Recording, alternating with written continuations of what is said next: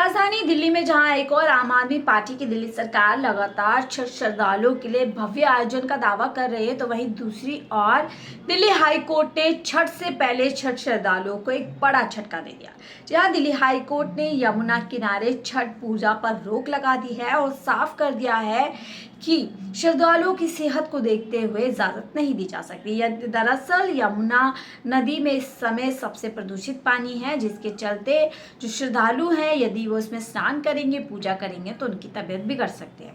अब इस फैसले को छठ से पहले किस तरीके से पूर्वांचली जो लोग हैं, जो पूर्वांचली दिल्ली के रहने वाले, वो कैसे लेंगे, वो एक बड़ा सवाल है। लेकिन इस बीच क्या कुछ दिल्ली की मुख्यमंत्री ने लगातार दावे किए हैं, मैं आपको बता देती हूँ। दिल्ली की मुख्यमंत्री का लगातार ये दावा है कि पहले पूर्वांचली भाई बहनों को छठ महापर्व मनाने के लिए गांव जाना पड़ता था। आप सरकार ने दिल्ली में छठ पर्व मनाने के लिए इस बार 1000 से भी ज्यादा घाट तैयार की है। पूर्वांचली भाई बहन छठ महापर्व मना सके, इसलिए 7 तारीख को छुट्टी भी घोषित की गई है। तो वहीं आपको बता दें कि दिल्ली सरकार का ये कहना है कि पहले जब से आम आदमी पार्टी की सरकार बनी है तब से छठ पर्व के लिए दिल्ली में पूरे आयोजन किए जाते हैं, जगह जगह घाट बनाए जाते हैं ताकि दिल्ली छोड़ करके श्रद्धालुओं को ना जाना पड़े। तो वहीं दिल्ली में यमुना किनारे नहीं होगी छठ पूजा, ये हाई कोर्ट ने पूरी तरीके से तय किया है। दरअसल हाई कोर्ट में जो पूर्वांचली नवनिर्माण संगठन है उनकी तरफ से एक याचिका दर्ज की गई थी, जिस याचिका के तहत वो चाहते थे कि यमुना के किनारे छठ पूजा करने की परमिशन मिल जाए, लेकिन दिल्ली हाई कोर्ट ने यमुना तटों पर छठ पूजा मनाने की परमिशन देने से इनकार कर दिया। कोर्ट ने कहा कि नदी का पानी बहुत प्रदूषित है, इससे पर्व मनाने से लोगों की सेहत बिगड़ सकती है।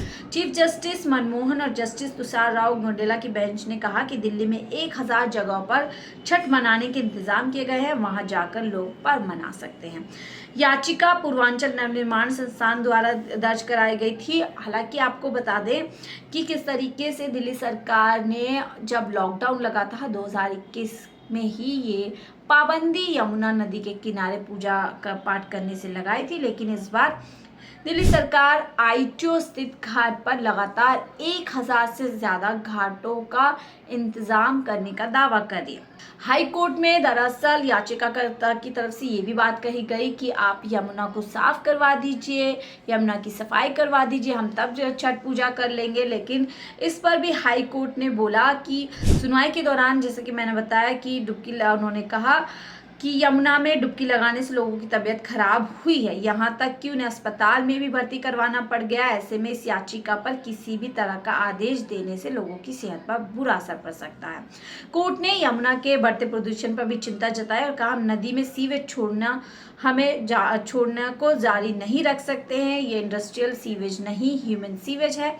नदी के किनारे अवैध कॉलोनियां बनाई गई हैं, इनका ट्रीटेड सीवेज नदी में जा रहा है। जब याचिकाकर्ता की तरफ से कही गई कि बैन लगाने की जगह आप यमुना को साफ करवा सकते हैं, बेंच ने कहा हम अपने दिमाग साफ नहीं कर रहे हैं, तो अगर ऐसे में यमुना नदी को कैसे साफ कर सकते हैं, बड़ी टिप्पणी की गई है। तो आपको बता दें राजनेताओं को भी हाई कोर्ट ने आड़े हाथों लिया। हाई कोर्ट ने कहा कि सुनवाई के दौरान ही हाई कोर्ट ने कहा याचिकाकर्ता की नदी में मौजूद प्रदूषण को हटाया भी जा सकता है।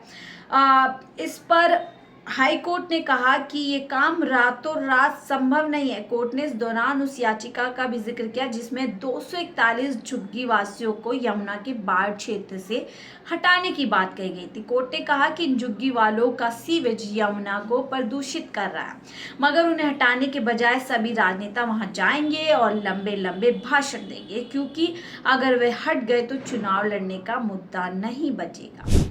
इस बीच आपको बता दें कि छठ पूजा का जो पर्व है उसकी शुरुआत हो चुकी है। पहले ही किस तरीके से जो नहाए खाए है वो शुरू हो चुका है, लेकिन इस बीच जो हाई कोर्ट ने फैसला लिया है वो कहीं ना कहीं श्रद्धालुओं के लिए एक झटका है। लेकिन इस बीच एक बड़ा सवाल ये उठ रहा है कि दिल्ली सरकार लगातार ये आरोप लगाती गई है कि यमुना में जो झाग है, जो जहरीला पानी है, जो प्रदूषित पानी है, वो भारतीय जनता पार्टी शासित राज्यों से आ रहा है, जबकि हकीकत कुछ और है। खुद हाईकोर्ट ने माना है कि वहां पर बसी हुई झुग्गियों से जो मल या पदार्थ इस तरीके की चीजें आ रही है, उसी के चलते यमुना का पानी प्रदूषित हो रहा है। लेकिन जो राजनेता हैं उन झुग्गियों को हटाने की जगह उन झुग्गियों में जाते हैं और उनके नाम पर वोट बटोरते हैं, क्योंकि उनकी राजनीति वहीं से चलती है, बात की जा रही है। इसी के साथ आपको बता दें कि कांग्रेस ने भी इस पूरे मुद्दे पर बड़ा हमला कह सकते हैं कि दिल्ली की मुख्यमंत्री के ऊपर कहा है। देवेंद्र यादव जो कि दिल्ली कांग्रेस प्रदेश अध्यक्ष, उन्होंने कहा कि दिल्ली सरकार का दावा है कि छठ पूजा के लिए 1000 घाट निर्धारित किए हैं। आज छठ पर्व के पहले दिन पूरी तरह खोखला साबित हुआ। सरकार ने यमुना घाटों की सफाई तो क्या, जन सुविधाएं और सफाई व्यवस्था भी दुरुस्त नहीं की है, जिसके कारण लाखों श्रद्धालु आम आदमी पार्टी की छठ तैयारियों से आश्वस्त दिखाई दिए। घाटों पर श्रद्धालु गंदगी और प्रदूषित जल में आस्था के पर्व छठ का पूजन करने को मजबूर है। साथ ही उन्होंने कहा, राजधानी में जल प्रदूषण के साथ वायु प्रदूषण के गंभीर रूप लेता जा रहा है और अधिकतर हॉटस्पॉट गंभीर प्रदूषण लगभग 400 पार AQI नजर आ रहा है। ऐसे में कहीं ना कहीं अरविंद केजरीवाल जो दिल्ली के पूर्व मुख्यमंत्री थे, उनके काम के चलते, क्योंकि उन्होंने दावा किया था कि जल्द ही यमुना की सफाई कर दी जाएगी, 2025 तक वो खुद उसमें जो है डुबकी लगाएंगे। लेकिन इसके विपरीत देखा जा रहा है कि यमुना का पानी लगातार दूषित हो जा रहा है। आपको बता दें, पिछले दिनों भारतीय जनता पार्टी के दिल्ली अध्यक्ष वीरेंद्र सचदेवा ने भी यमुना के अंदर डुबकी लगाई थी और डुबकी लगाने के बाद वो बीमार पड़ गए थे, कई दिन अस्पताल में रहे थे। और इसी के बाद कहीं ना कहीं हाईकोर्ट ने ये फैसला लिया है कि दिल्ली के यमुना घाट के किनारे किसी भी तरीके से परमिशन नहीं दी जा सकती। लेकिन एक बड़ा सवाल ये उठ रहा है कि दिल्ली में बार बार ये दावा किया जा रहा है कि छठ पूजा के लिए पूरे इंतजाम किए गए हैं, जबकि आपको बता दें कि श्रद्धालुओं के लिए अगर दिल्ली के अंदर सबसे बड़ा छठ घाट कोई है तो वो यमुना घाट ही है। लेकिन पिछले 1 साल में ये घाट साफ नहीं किया गया, इसको तैयार नहीं कराया जा सका दिल्ली सरकार की तरफ से। ऐसे में बड़ा सवाल ये है कि जिन पूर्वांचलियों की सियासत इन दिनों हो रही है, जहां एक तरफ आम आदमी पार्टी भारतीय जनता पार्टी पर आरोप लगा रही है कि वो पूर्वांचली विरोधी है, ऐसे में आगामी विधानसभा चुनाव में पूर्वांचलियों की सियासत कितनी ज्यादा नुकसान आम आदमी पार्टी या भारतीय जनता पार्टी को दिल्ली के अंदर दे सकती है, ये अपने आप में बड़ा सवाल है। क्योंकि बहुत बड़ा आंकड़ा दिल्ली के अंदर निर्धारित जो है स्थिति के अंदर है, लगभग 35 से 40% वोटर्स दिल्ली के अंदर बिहार, उत्तर प्रदेश और झारखंड से आए हुए हैं। ऐसे में क्या कुछ दिल्ली विधानसभा चुनाव में ये पूर्वांचली वोटर्स तय करेंगे, अपने आप में एक बड़ा सवाल है। आपकी क्या राय, हमसे जरूर साझा कीजिएगा। फिलहाल के लिए मुझे दीजिए इजाजत। आप देख रहे थे 4PM दिल्ली। नमस्कार।